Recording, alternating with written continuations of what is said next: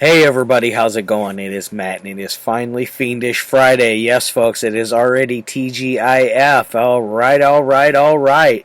First and foremost, I do hope each and every one of you are having a great morning, evening, dawn, day, or dusk, all that lovely stuff, because life really is too short as is. Please do like, share, and subscribe. I love seeing you all every Monday through Friday, permitting my schedule, and then, of course, holidays, major holidays. I definitely am not here. And then also do me a huge favor and check out the information in the description box.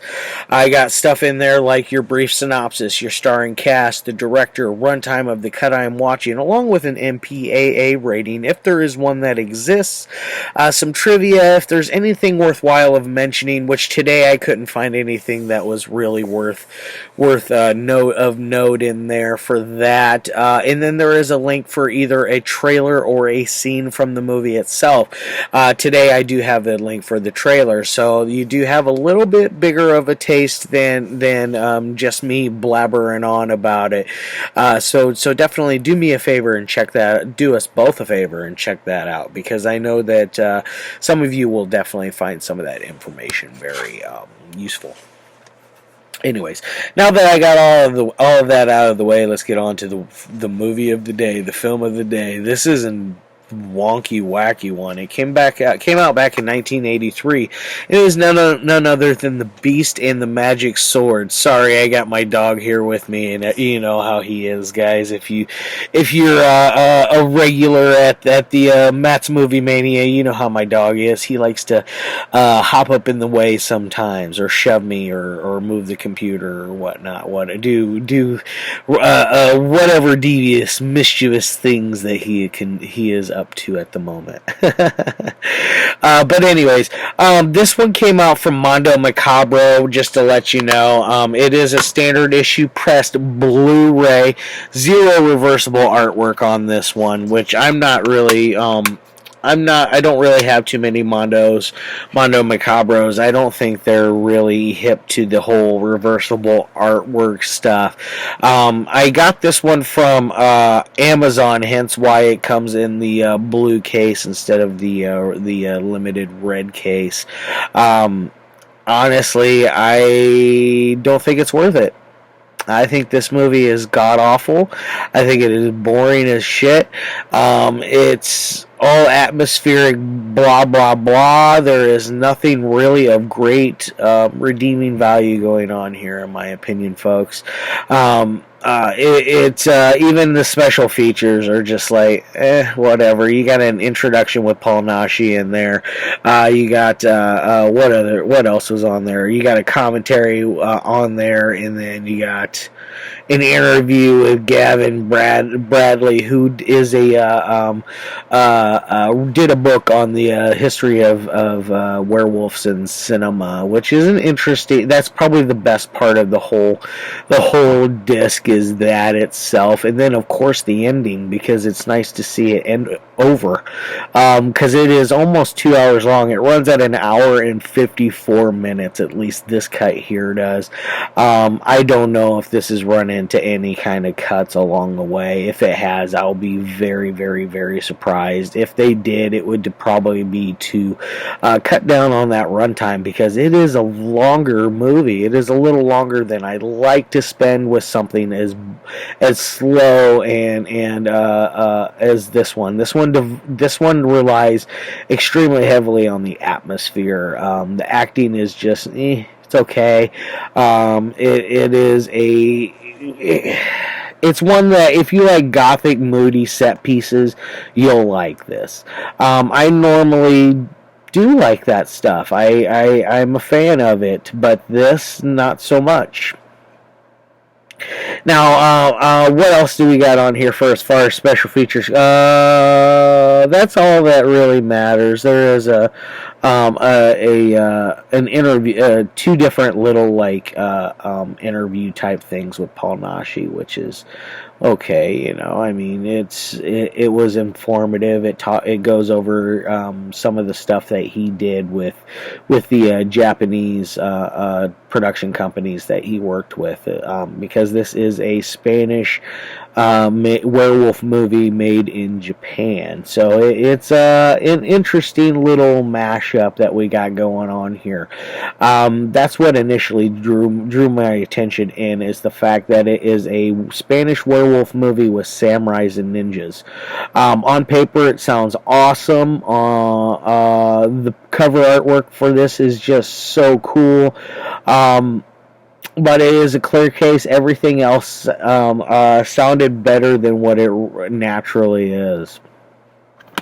Whoops. Now, who all do we got in here for as far as cast? We got Paul Naschy, both starring and directing in this one, and then we got Shigeru Amachi, Beatriz Escudeo, Junko Asahina, Violeta, Cela, Yoko, Fuji, Gerard, Tichy, and Coronado San Martin. So there's a mixture of both Japanese and Spanish actors there. It is all dubbed in Espanol. So if you do not speak Espanol, or if you're looking for Japanese subs, this does not have it. It is all 100% in Espanol with English subtitles. It's kind of weird seeing samurais speak Spanish or be dubbed over Spanish, because they're clearly speaking their native tongue. Now, what exactly is this lump of crap about? It is about Waldemar Daninsky, who is played by Paul Naschy, who is a man that his entire bloodline has been cursed to be werewolves. It starts out at the very beginning with one of Vladimir's early ancestors fighting with this they're having a duel with this like big barbarian type guy. Basically, it's for the rights of the king's youngest daughter, but if he loses because it's a vampire, not a vampire, it's a sorceress, excuse me. A sorceress is basically trying to take over the kingdom and show her power, and basically be like have everyone bow to her, which is, I understand, when you're a badass, you want people to respect it. But anyways, be careful now, buddy. But anyways, so you got this duel. The Daninsky character ends up, Vladimir's ancestor ends up winning, decapitates the guy.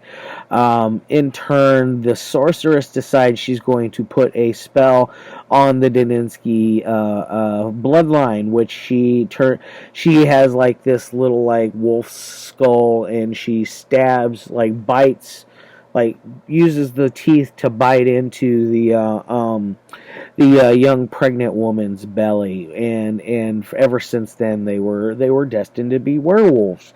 You fast forward it to Waldemar. Waldemar is Waldemar Daninsky, not Vladimir. I don't know where I got Vladimir from, but Waldemar, Waldemar, however you want to pronounce it. But either way, he is now looking for, much like all the Naschy films, he's looking for the cure to not be a werewolf anymore. It's pretty much the going thing in all of his stuff, to be quite honest. It's boring. Much like my reviews, boring.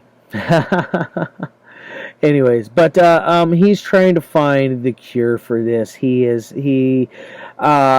is working with this magician type, sorcerer type guy.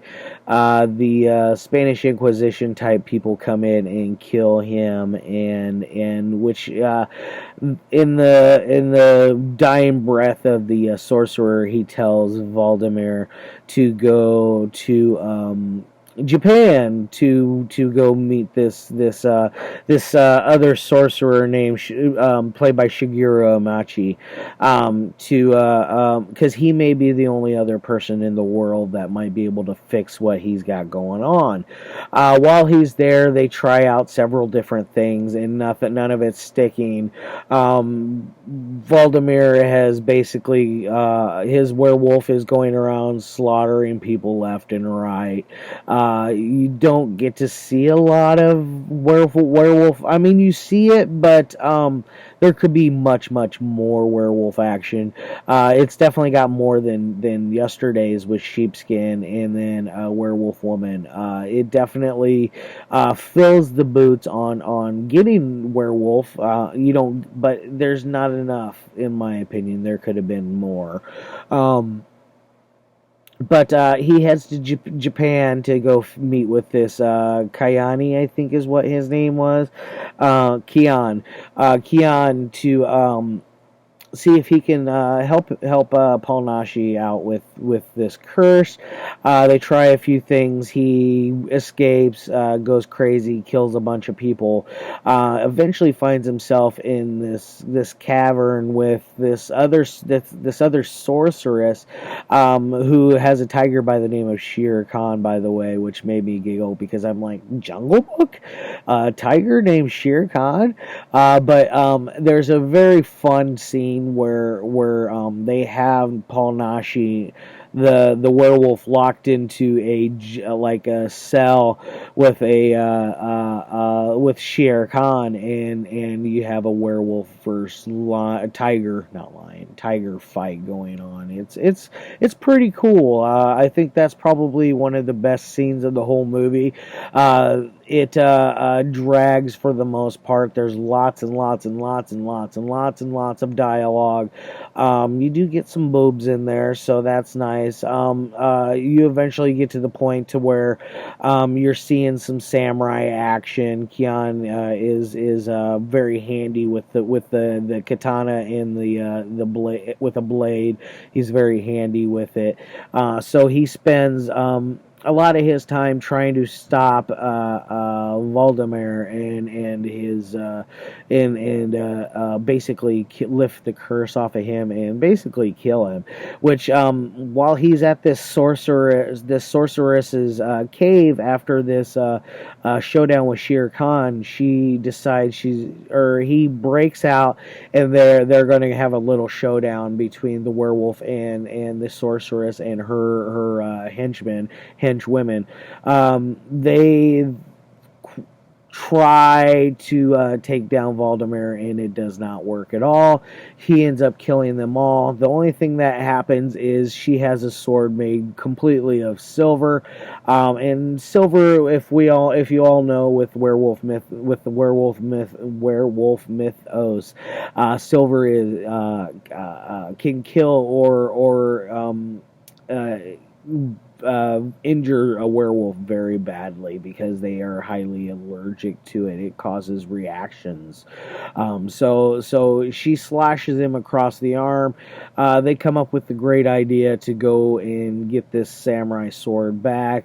But when Naschy's character gets back up with Kian, he finds out that sorceress has been dead for hundreds of years. Blah blah blah blah blah blah. It's another like 20 minutes of dialogue of boringness. And then eventually Kian goes to this great measures to go to get this samurai, this magic sword to kill Waldemar with. He goes through several levels of different fights between different kinds of shogun and ninja, shogun, samurai type characters, all different types. And it gets, the difficulty of it seems to get worse and worse with each level. He gets visions along the way of different things here and there that are like he sees visions of Waldemar, and I just like saying Waldemar. I think it's kind of a fun name.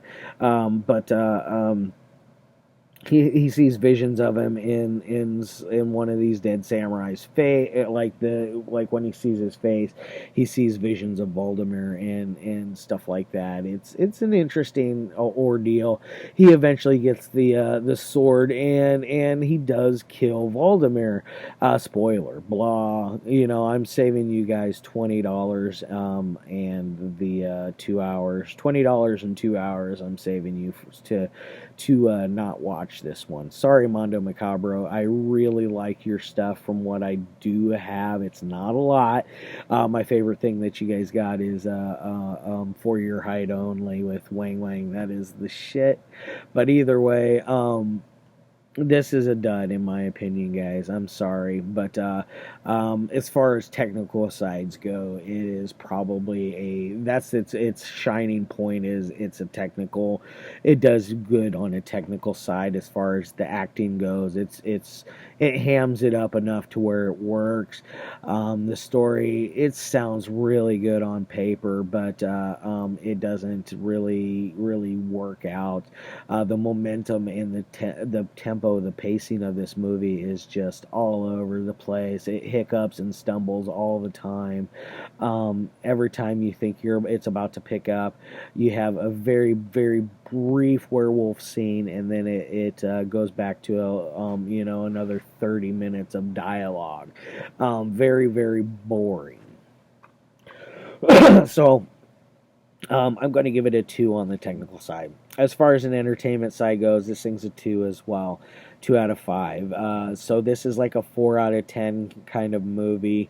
It could have been better. It could be much worse as well. There are certain little things about it that do make up for it. I think the werewolf is fun looking, is cheesy and hokey as it is. This was made in 1983, which I did say at the beginning, but watching it and looking at it, it looks like it was made in the early 70s and not the 80s. So keep that in mind. This thing has aged rather horribly on top of it. So, yeah. The Beast and the Magic Sword. Don't watch it. Love your faces, and I'll see you next week. I hope all of you guys have a fantastic weekend. And as usual,